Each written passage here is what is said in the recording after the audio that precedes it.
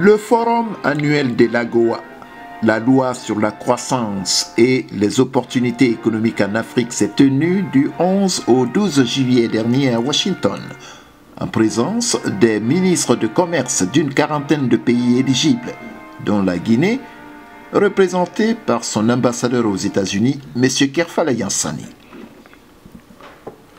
Des représentants du secteur privé et de la société civile des pays concernés étaient également présents à ce forum qui s'est ouvert par l'hymne national des États-Unis, suivi de discours prononcés respectivement par le secrétaire d'État adjoint John Sullivan, le ministre du Commerce des États-Unis Robert Lighthizer, du Togo Bernadette Balouki, ainsi que le vice-président de la Commission de l'Union africaine, Kwesi Kouyaté. Puis ont suivi de nombreux ateliers. Placés sous le thème « Trouver de nouvelles stratégies pour le commerce et d'investissement entre les États-Unis et l'Afrique », le forum a exploré deux thèmes principaux, à savoir les leçons apprises des succès de l'AGOA et l'avenir des relations commerciales États-Unis-Afrique au-delà de l'AGOA. Au terme de 2 jours de discussion, les participants ont estimé que cette loi a fourni une bonne base au cours des dernières 18 années aux pays éligibles pour établir des marchés aux États-Unis, en notant avec satisfaction que la gamme de produits de l'AGOA continuait de s'élargir. Mais il y a aussi le sentiment commun que les pays africains comme la Guinée pourraient et devraient profiter davantage de l'accès que leur offre l'AGOA pour les 7 années restantes de leur éligibilité.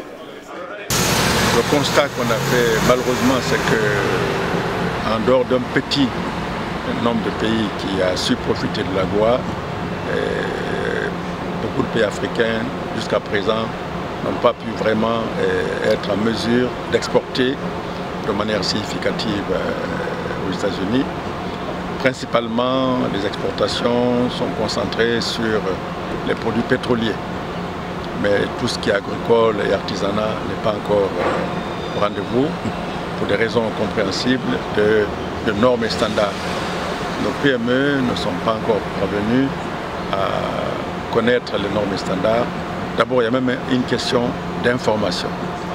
Dans le cas de la Guinée, je crois savoir que l'information n'a pas beaucoup circulé et que très peu de producteurs savent que l'AGOA existe et que cette opportunité pourrait leur permettre d'exporter ici. Donc, ce constat est amer pour la Guinée et je pense qu'il faut qu'on s'organise mieux au niveau institutionnel, au niveau de l'administration, au niveau du secteur privé, pour que l'information circule et que des coopératives bien musclées soient mises en place. Pour aider les pays, les observateurs ont proposé des suggestions spécifiques de choses que les compagnies africaines peuvent faire pour améliorer leurs performances, y compris mieux comprendre et remplir les documents douaniers requis, comme l'obtention de visas pour les textiles de l'AGOA.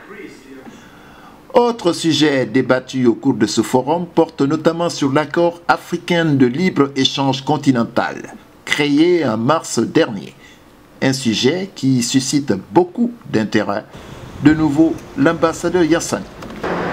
L'autre aspect, c'est le lien entre l'AGOA et le traité qui vient d'être signé par nos chefs d'État sur la zone de libre-échange continentale. Et donc la question a été très largement discutée pour savoir comment les relations entre l'Afrique et le monde extérieur et l'Amérique principalement, comment ces relations peuvent se dérouler dans le cadre de ce traité.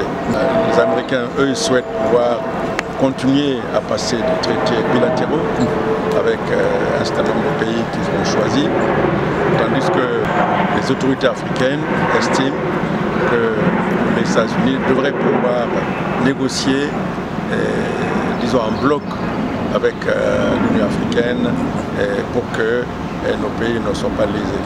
La loi sur la croissance et les opportunités économiques en Afrique est considérée comme la pierre angulaire des relations et des échanges commerciaux entre l'Afrique et les États-Unis d'Amérique.